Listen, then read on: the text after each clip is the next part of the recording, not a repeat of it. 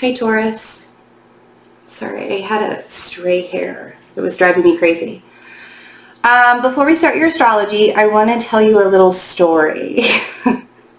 So there was something that came to my attention. I brought it to my own attention a couple of months ago. And I'm a Libra rising. And so Taurus is in my 8th house because I'm a Libra rising. And the 8th house represents change and transformation and sharing yourself with other people and shared resources and all of that.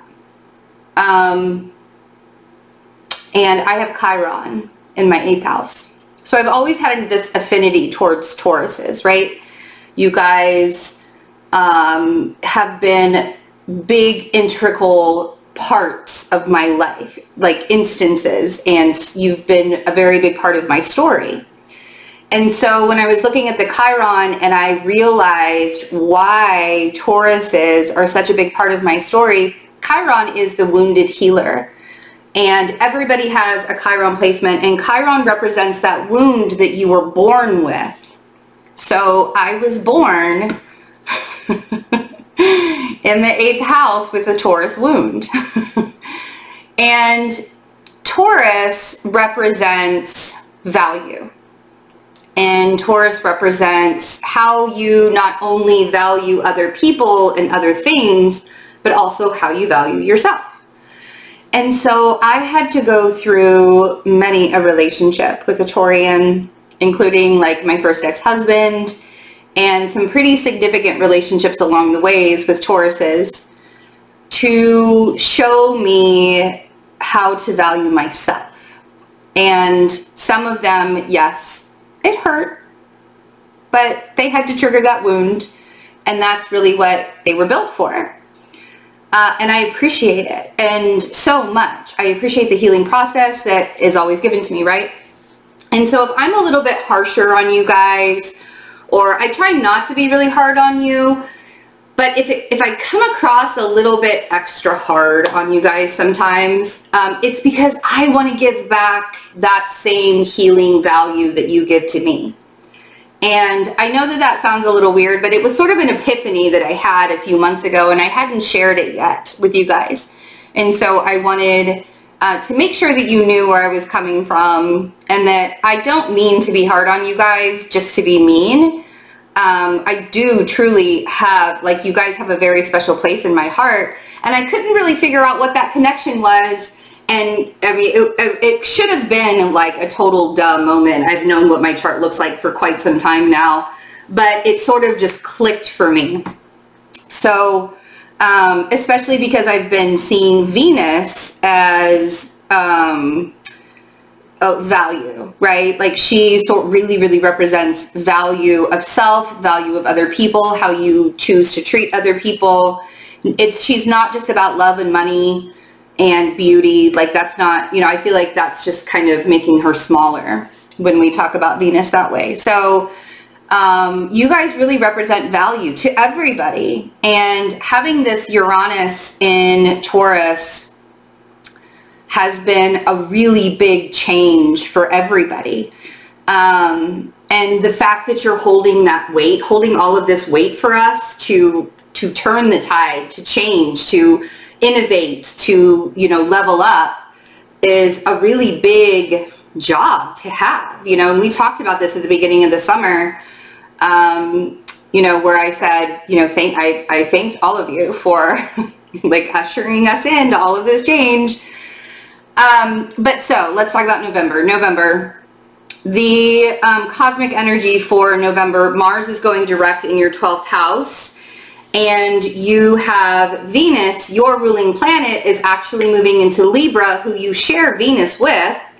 And Mercury is retrogressing back into Libra at the end of October. I think it's happening this evening. And that's in your 6th house. So your 12th house is activated, your 6th house is activated. So really valuing yourself in a big way. And there are going to be some things that come up when it comes to your health, when it comes to your well-being, when it comes to your schedule, your organization, There might be some questions around money issues that are coming up, because that's like a regular everyday thing that you're dealing with, and all of a sudden, boom, here are those money issues that you're like, where are my money issues? Well, here they are.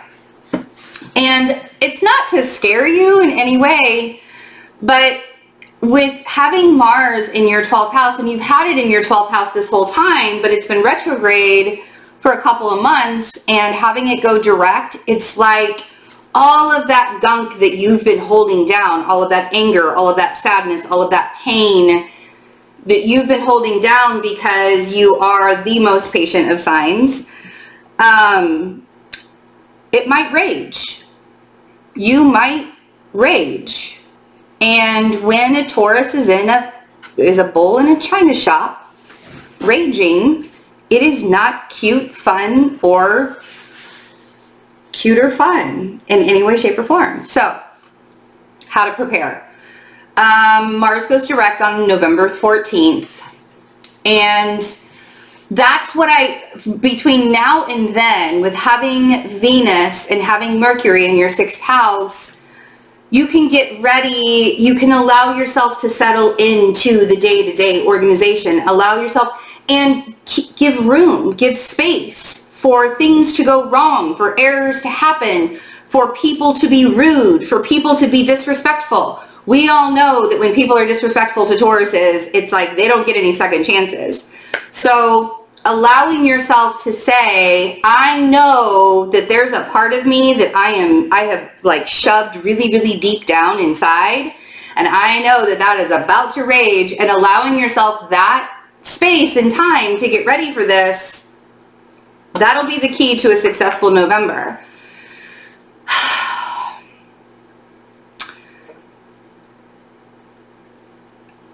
Expecting,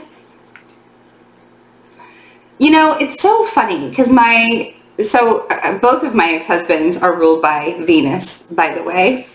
I'm a Libra rising, so it's like par for course, you know, like of course. And my second ex-husband, who's a Libra, would used to say, hope for the best, but expect the worst. And I used to live by that also, but I don't anymore, because I just expect the best, because I know that I'm going to create it for myself. And if there are things that go wrong along the way, they were supposed to go wrong, whatever, right? But that's exactly what I want to say to you guys for November. Hope for the best, but expect the worst. And not because I want you to be scared, but because I want you to be ready. I want you to be prepared. A Taurus who's prepared can do anything. You guys are like the Boy Scouts, right? Boy Scouts and Girl Scouts of America. They're, you know, always be prepared. And I think that November could easily be very successful to you if you recognize those shadow aspects of yourself that you have not been showing, that you have not been honest with yourself about or honest with anybody else about. And I think that a lot of things that you're doing and a lot of decisions that you're making right now are going to help you progress into a really positive momentum for 2021. It's just allowing yourself to not hold on to the past and not hold on to the things that you wish would come to fruition, and basically sitting within the whatever's for my best and highest good. The full moon in Taurus is just a couple of days away, and that energy is going to take you into a time, it might spiral you. It might force you into solitude, which is fine as long as you're in a really good but as long as you're in a decent mental state. You don't have to be really super happy. You wouldn't be going into solitude if you were really super happy. Okay. I am going to breathe heavy on yours. Because I can already feel the moon at this full moon energy, man. And it is going to lead, like, I don't care what moons are happening in November. This full moon is going to be it. You guys, changing the world. The Wheel of Fortune is the first card that came out, by the way. The Wheel of Fortune. So, already starting off on a positive note. The Two of Pentacles and the Four of Pentacles. And then we have the High Priestess. We have the Ten of Wands. And we have the Four of Cups. By the way, if you sat there with me for 6 minutes while I talked to you guys before I started the cards, I truly appreciate you and give you my heart. All of it. Okay.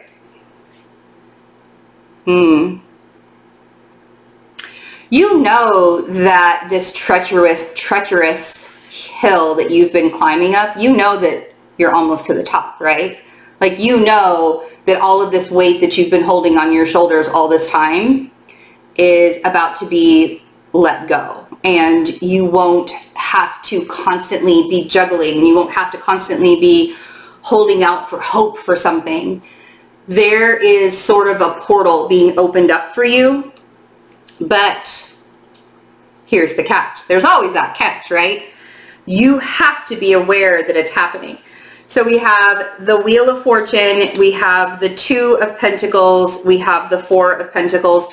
Trying to make decisions about your money right now, I guarantee you nothing is going to be clear with your money right now. Nothing is going to be clear with, let me say it again, nothing is going to be clear with your money right now. So what you need to do is take care of what you have to take care of and know that you're also being cared for by the universe. The universe, as long as you are flowing in your purpose, as long as you are putting your best foot forward, as long as you are being the integral Taurian that we all know you are, the universe has your back. Okay? So then we have the High Priestess, the Ten of Wands, and the Four of Cups. I know that you're overworked, but are you overworked at a job that you absolutely love and it fills your cup up? Or are you overworked out of doing something or at a place where you're just going through the motions? You already know the answer to that question. And you already know why this Ten of Wands is still so heavy. You're almost there. You're so close. You're so close. And it's time for you to make that decision so that you can shift the energy. Because this Wheel of Fortune, all you have to do is turn that knob just a little bit to the right and let it go. Let the energy come in. Let the energy keep moving. When I ask you who's holding you back and you say, I don't know, I'm going to look at you and say, who's holding you back? Wheel of Fortune. See what I mean when that, see why the story had to come first? Because this is a turning point for you guys and I need you to hear me.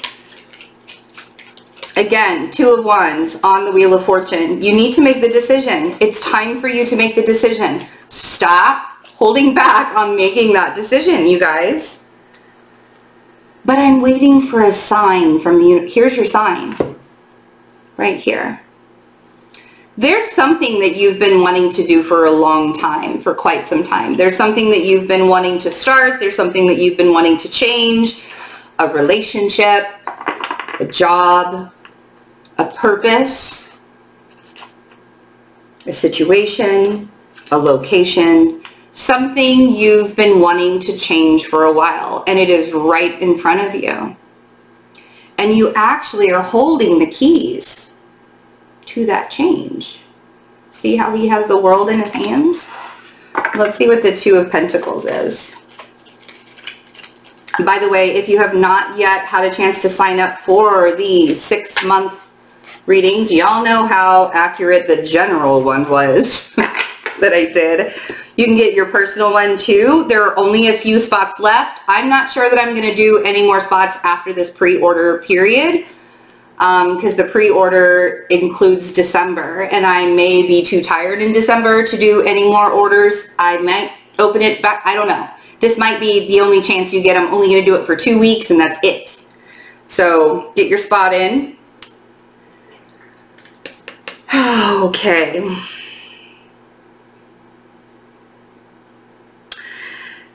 Here's the thing. The Nine of Cups on the Two of Pentacles. This is what I'm saying. You already know what it is that you want. And you standing there vacillating back and forth on what to do and what to do and what to do. It's only prolonging the discomfort. It's only prolonging the time frame on which everything else shifts for you. Let's see what the Four of Pentacles is. I almost didn't do your reading today, you guys. I'm really glad that I did, though. Be honest with yourself. So the finances and the money that you're holding, that you're holding on to, that Page of Swords on the Four of Pentacles. No, it's the stability that you're holding on to. You're in a comfort zone right now, and maybe it's not even that comfortable, but the reason why it's a comfort zone is because it's familiar.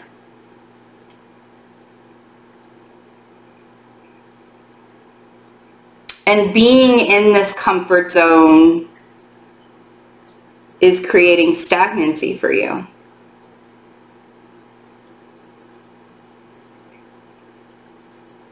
But you know what you want. Okay. I'm only doing the long pauses because I don't need to tell you the answer. You already know. Your intuition already knows. You already know. This High Priestess, you could be dealing with a Pisces, but this whole reading is for you.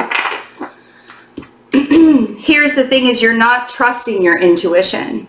That Ten of Swords, because if this has to do with a person, if you know that you're in a relationship that hasn't been working for a really long time, and all of the excuses, the reasons why have everything to do with the other person and nothing to do with the reason why you're staying has to do with everybody else and has nothing to do with how you feel, you're just going to stay in a situation where you're unhappy. If you're in a job that makes you feel bored, useless, unappreciated, disrespected, I could go on, but I won't. You already know the reason why you're staying there is because changing jobs right now is just like unthinkable, unfathomable to you. Anything that you could possibly come up with to not trust your intuition, even though it's been nudging you, whether it's moving, leaving, shifting, whatever it is for you, it's going to be more difficult for you going into 2021 without shifting yourself, without respecting yourself, without creating the boundaries for yourself. So let's see, Ten of Wands. Ooh, that water sign. It's heavy. The weights that you're carrying make you very emotional.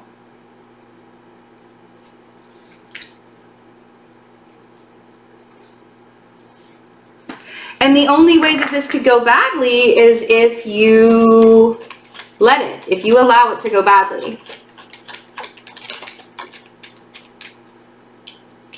But this year, if anything, this year has taught you that the more you pay attention to what you need and the more you work towards your own value, because that's what you represent, is value, the more you allow yourself to see you and believe in yourself, the easier this road will get. But taking the steps forward and picking yourself up, that's the hardest part. Just baby steps. Just take the baby steps. One step in front, one foot in front of the other, right? Bottom of the deck. King of Wands, the Magician, the Star, the Queen of Wands, and the Four of Wands. Okay.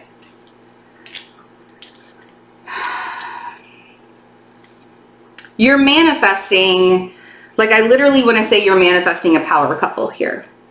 What you want to manifest in your life is power and purpose and stability, right? Four of Wands, Magician, and the Star. Power, purpose, stability. Power couple. King of Wands and the Queen of Wands. Yes, I know they're not earth signs. Thank you.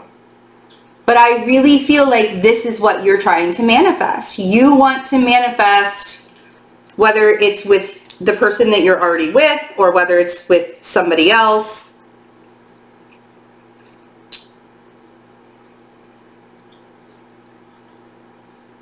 And here's the thing, is all it takes, the only step that you have to take is to make the decision to do it. You know? And that's the hardest part, is making the decision. Because when we finally admit to ourselves, oh damn, I have to make this decision. Okay, what's going to be best for me? And you listen to it and you don't, like, yes, I understand that maybe other people will be involved. But can you say that those other people would do the same that you're doing? Would they change their entire lives for you? Would they stop themselves from being happy for you?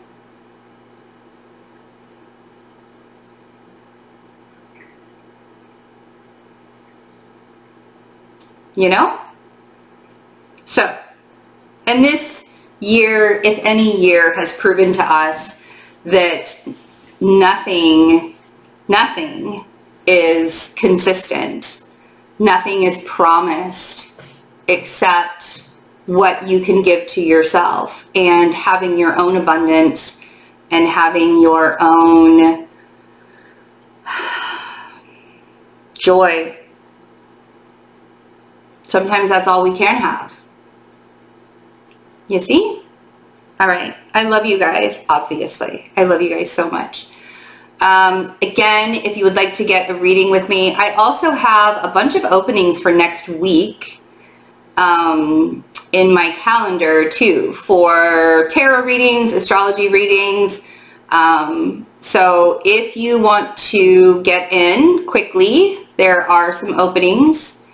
And I love you guys. Please take really good care of yourselves and make sure that you are paying attention to what it is that you need in life and not just giving to other people. Okay, have a good November. Bye.